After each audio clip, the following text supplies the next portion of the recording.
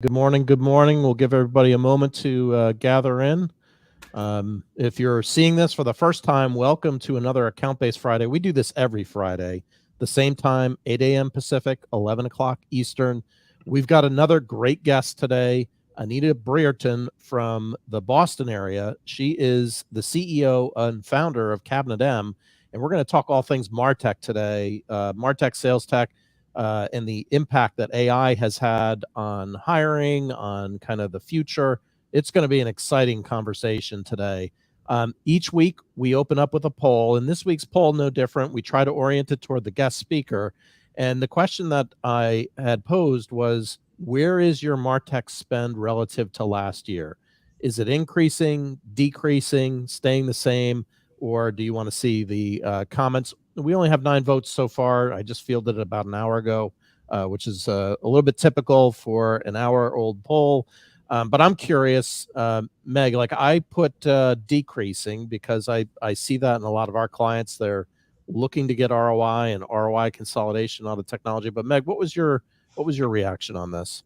Yeah, I've voted decreasing as well, and for this reason. I mean, it's the reality for a lot of organizations right now that they're being asked to find ways to reduce spend, and especially if there were moments where you've got a kind of excess tech spend or perhaps underutilized tech spend where you've invested in something but for whatever reason haven't been able to get the ROI that you were hoping to when you made the investment.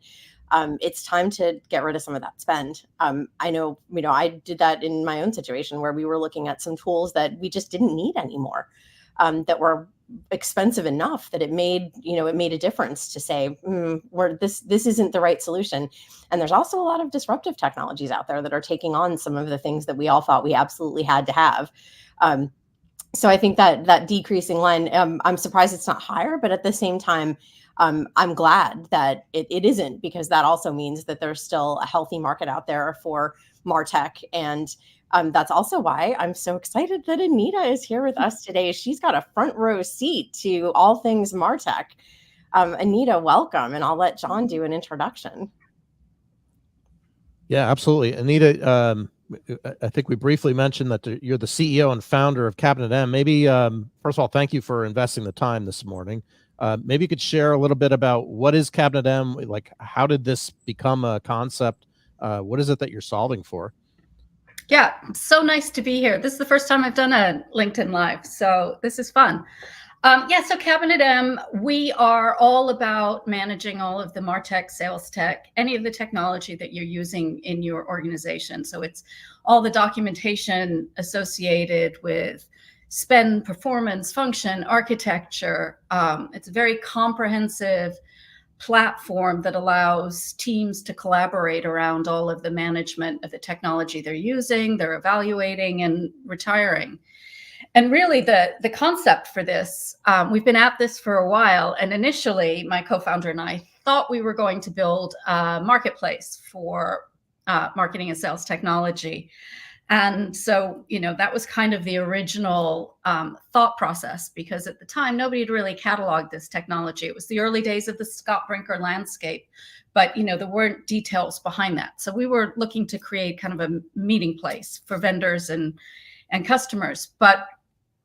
And today, we have a database of 15,000 products that serves as the foundation for our platform.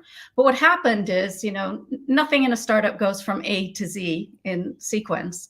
And as we did the market validation and we talked to CMOs and technology people in lots of different organizations and agencies, they all said, yeah, finding technology is difficult, but managing the technology we have is impossible. And so that was really the trigger for the development of CabinetM. And I'll tell you, I continue to be amazed how few organizations actually have their hands around the technology that they're using.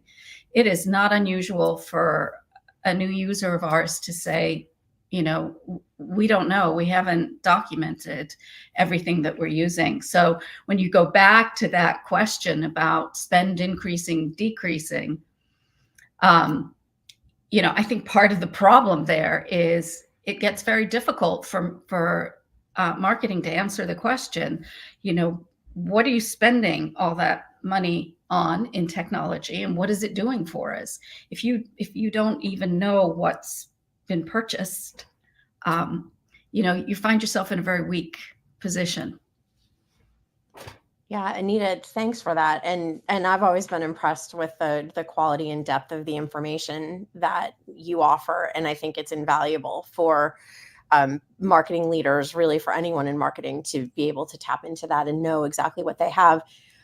Speaking of which, I'd be interested to know if somebody wanted to get started to take a look at what is their tech footprint, what are they investing, and what are they getting? What would you advise is a really good way to start? Yeah, so I think the first thing you have to do is pull all the stakeholders together and just start with a list of the products. Just try and uncover a list to start with. And so typically what folks do is they'll go to the accounts payable function, they'll run reports to see what they're paying for. But that only represents a portion of the technology that's in use, right? So there's a lot of free technology that's being used that should be cataloged, because you should know that it's being used. There is technology that your agencies are acquiring on your behalf and managing for you. You need to have a window into that. And then the third piece is there's a lot of internal technology that companies develop. I'm always surprised to see how much internal tech has been created. Uncovering that is a big challenge. So you have to tap not only sales and marketing, but you need to talk to engineering and to try and surface all of the different pieces of technology. But start with a list. Start with a list, categorize it by product category, and then start digging deeper. What is it used for? What is it connected to? That's, I think, the single biggest piece of information that you need to gather is what's connected to what. Yeah, and perhaps also who's using it. I think we've all been, seeing challenges with the current labor market for all things related to marketing, and in particular marketing operations. What are you seeing in terms of companies thinking about their folks that know tech and use tech, and whether or not their jobs are safe these days? Yeah, so I think we're in this period of upheaval in marketing and sales operations. And so we've kind of got this macro view, watching what everybody's doing with their tech stacks and talking to teams all the time. One of the things that we're seeing is that there's budget pressure on the CMO. And typically that starts as somebody from finance coming in and saying, reduce the budget by X%. The CMO looks around. The thing that they probably understand the least is technology. And then, they start squeezing the marketing ops team and ultimately letting marketing ops people go. I think one of the things that is really short-sighted, frustrating, and a little crazy about today's environment is seeing organizations reduce their marketing ops teams, and they think their safety net is IT. Well, the function of marketing ops is completely different than what IT does. IT is not a one-for-one swap. It'd be like saying, oh, well, we can cut engineering in half and bring IT to the table. It doesn't make any sense. So, one of the things that we're seeing is, marketing ops people are being let go. Investment in marketing technology is either frozen or it could be decreasing. And nobody's looking at, how all these pieces fit together. Everything we do in marketing today is enabled by technology. Everything. I would challenge you to name anything that marketing does that isn't ultimately enabled by technology. So deliberately weakening your position there, to me, is incredibly short-sighted. And particularly with this AI freight train coming at us. AI is going to change everything, not just marketing, but it's going to change how companies operate. And, if you don't have that technology knowledge and expertise within your organization, you're just going to get run over because you're not going to be ready for it. You're not going to be able to create a strategy that makes sense for your organization, and ultimately the business won't succeed. Yeah, I think you're exactly right on that, Anita. I don't have as many sample points as maybe you have with your company, but I can think of a couple situations where that consolidation has happened. Maybe not necessarily letting go marketing ops, but not hiring into marketing ops, especially if they're deficient from even the prior year or two. And there's this perception that IT, well, they deal with software, therefore they know it all. And we're seeing situations where even IT is struggling with Salesforce.com, and really getting their arms around sales process, data quality, kind of fundamentals of CRM. So you're adding on a marketing automation platform or an account-based platform on top of that. Yeah. It just doesn't. It really just doesn't scale particularly well. It may save costs in the short term, but company's never going to grow. So it's I could see what you're saying on that. You make an Yeah. interesting point about AI, though. Kind of entering, AI enters the chat. What kind of trends are you seeing there with AI? And it may be early days, but what are you seeing with MarTech or changes in the stack or skill sets? Like what kind of Mhm. trends do you see there? So I think one of the really interesting things about AI is over the last 12 months, there was so much hype about it, right? I think it started in November of 2022 when we started talking about ChatGPT. And I think we've added 150 or more generative AI products to our database just in the last 12 months alone. And so I think there's a lot of excitement around that. But I kind of think about AI as it relates to marketing and sales in three buckets. There's the creative generative AI, where people are experimenting with creating video and images and content. And from a marketing perspective, I think there's good news and bad news in all of that. One is, the good news is it's very accessible, it's easy to use, it's independent. You don't need to connect it into your system to use it into your overall architecture. So you can get started and experiment really quickly. The danger is that we're just going to run amok with creating, too much content and just create a content flood. But from a technology standpoint, I think the innovation is exciting. I think it's fun to play with. I think it adds value. It will not replace marketers. I think you still need to bring the creative intelligence to the table and the emotional understanding of your customer and all of that good stuff. So I think we're a long way away from it replacing marketing.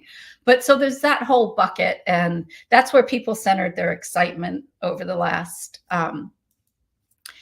12 months or so, because it was so easy to grasp and understand. Then the next bucket is using that generative AI, the ChatGPT type functionality internally to create things like advanced chatbots or improve the customer experience by simplifying the interface that the customer has with the company. And I think we're in the early days of that. So I've seen some good chatbots. Like I use Canva all the time, and I think their chatbot's very helpful because I'm one of those people that gets annoyed when, an application changes and I'm like, well, why did that need to change? But with Canva, it's really easy to just ask the chatbot, how to do something and where it is. So I think that's great. But I've seen other chatbots that are chatbots for the sake of having chatbots. And, the example I will give, and maybe I'll be blackballed from this site, is Verbo. We travel all the time, and I'm always booking rentals to stay. And Verbo now has a chatbot that basically you engage with the chatbot, and the end thing is, well, we'll send a message to somebody and they'll get back to you. That does not advance the user experience at all. In fact, just the opposite. So I think we're going to see a lot of work in that area over the next 1 to 2 years. But the real potential of AI and where this is going to get really interesting is in the third bucket. And that is with all these AI-enabled applications, because this is technology that will ultimately give us the ability to reshape the customer experience and really personalize it. by pulling all sorts of data and deriving insights from that data and then shaping what is delivered to the customer at every touch point. That said, most companies are not even close to being ready for that, because the only way that that will work is if you are working with a clean and comprehensive, valid data set. And in order to do that, you need to know where that data is coming from. It needs to be cleaned, it needs to be analyzed, it needs to be directed. And, going back to one of my earlier comments, I'm shocked at how few organizations actually have a picture of their data architecture and know what's connected to what. Well, if you don't get the infrastructure right and the data right, you are not going to be able to take advantage of any of that AI technology. And in fact, even worse than that, if you try and apply that technology, it's going to give you bad results. So you could actually take a step back in marketing.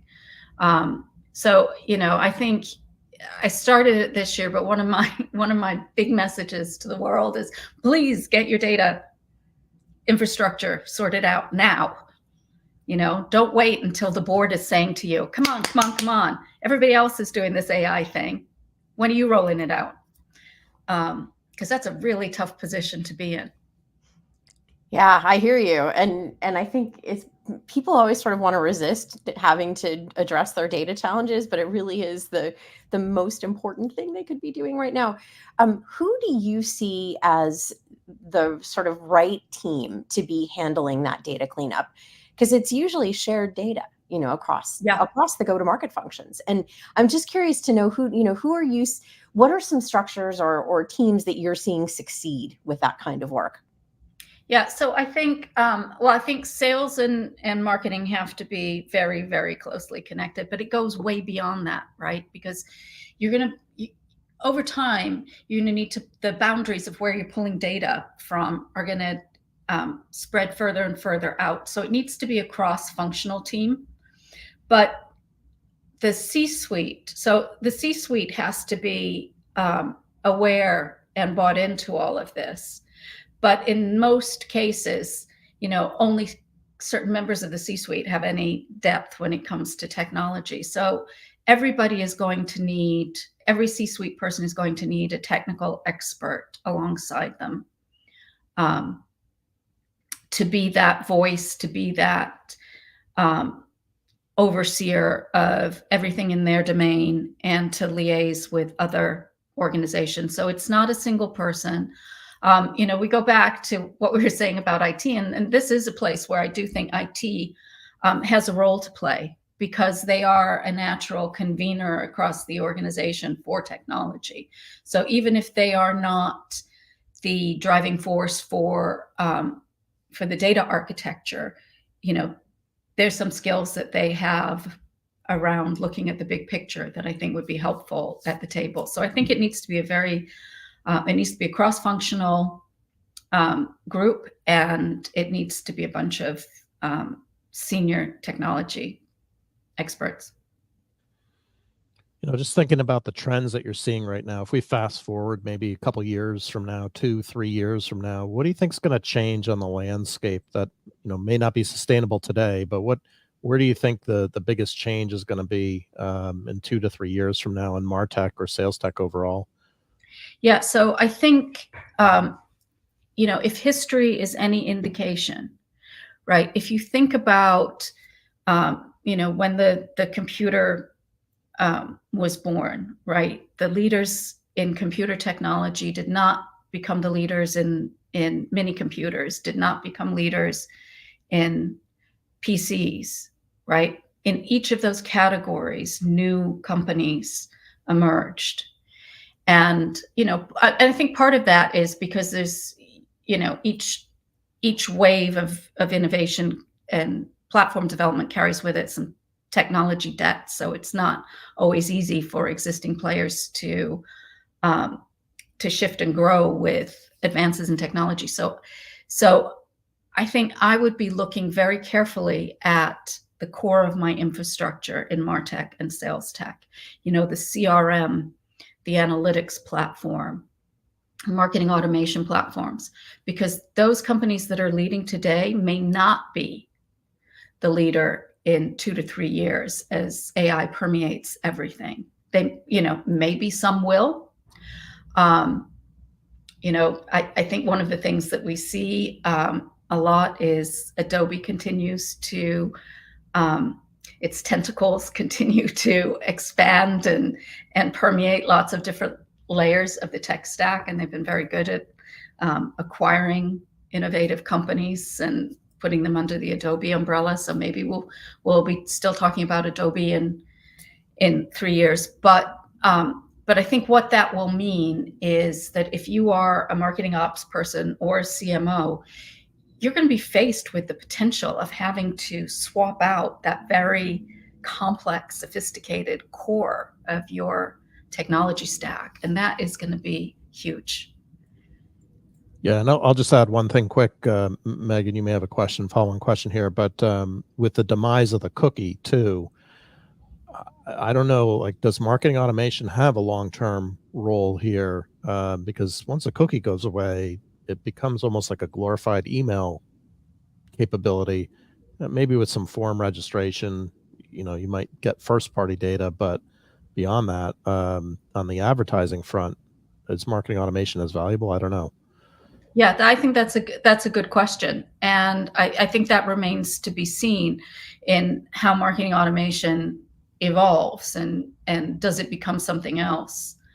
I think one of the things that we're seeing now is this, how people are looking at email and it's becoming clear that these massive promotional blasts don't do anything, but yet people have been reluctant to give those up, because we think in marketing, everything's additive, right? Email didn't replace direct mail, social didn't replace email, so we stack and stack and stack and stack. But I think, over the next few years, we're going to really be looking at what works and what doesn't. And again, AI could give us insights that allow us to be effective in communicating via email or other mechanisms. So I don't, it's not clear yet how this is all going to evolve. Time will tell. I think we're in this just crazy murky period at the moment. Well, and John and Anita, you bring up an interesting point, which is we've had this kind of core of marketing automation, Salesforce automation, or CRM, whatever label you like to put on it, that has been the backbone of a sort of centralized approach to tech. What do you see as the next generation of that? Are we moving to something that's more distributed? At least, or do you see different core emerging? What would be your crystal ball predictions? Yeah, so I think one of the challenges companies have is how they approach purchasing all of this tech, right? So when we started the company, it was this company's centralized, this company's distributed, and how they approach. And the advantages of being centralized is they had a better sense of what they bought and what was being used and what was connected. But, the distributed approach, that had the advantage of being able to move faster. I think one of the things, now that people realize, and going back to this, the premise that everything that we do in marketing is enabled and done through technology, is, data compliance and security is kind of forcing this more centralized view of technology and technology management. And I think, one of the things that we're going to need to be able to do, I think we're going to need to be able to be both, this can sound like an oxymoron, centralized and distributed, right? So there are going to be pockets where you're going to have cores, and you're going to, maybe the marketing and the sales cores becomes different. It's not one thing, but, there's the customer success area. There's, other areas in the organization that are contributing to the customer experience. Maybe those are all individual cores that are connected together through data transfer.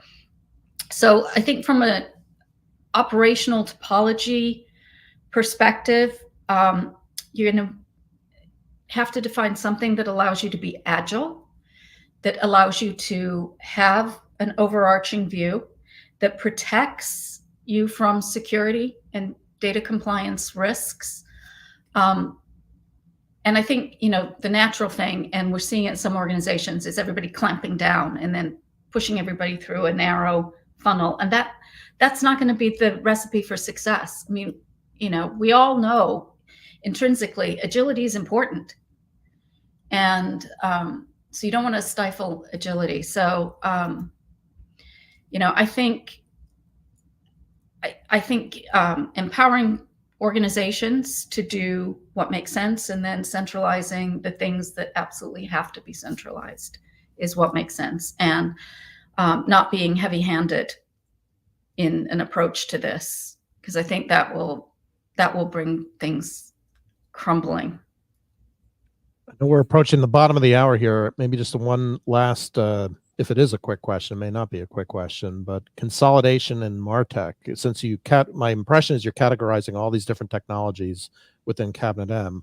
And every year I look at Scott Brinker's eye chart, and I lost sight of it 4 years ago in terms of the logos. Now they're like little pixels as opposed to actual logos. But where do you see consolidation in MarTech sales tech, or do you think it's going to be business as usual because they're smaller companies? Like what do you think is going to happen there, out of curiosity? Yeah, so everybody's been talking about this since we started the company, and every year we send over to Scott and Franz, all the products that we've added to our database over the last year, which typically about 1,000 a year. I don't see the consolidation. I do see, some, companies go out of business, categories consolidate. Not every category needs 50 vendors. Some of them don't make it. So we probably see maybe 300 to 500 a year kind of disappear. But I don't see the consolidation. And one of the things about what we do in marketing and sales that makes our world so exciting is the pace of it, innovation. And so, as one category perhaps diminishes in strength, another one emerges. If you think about 2 years ago, we didn't have anything around generative AI on that landscape. And today we've got hundreds of products there. So, and if I look at tech stacks, by the way, the other thing is that once you get beyond the core CDP, CRM, marketing automation platforms, these tech stacks are complete snowflakes.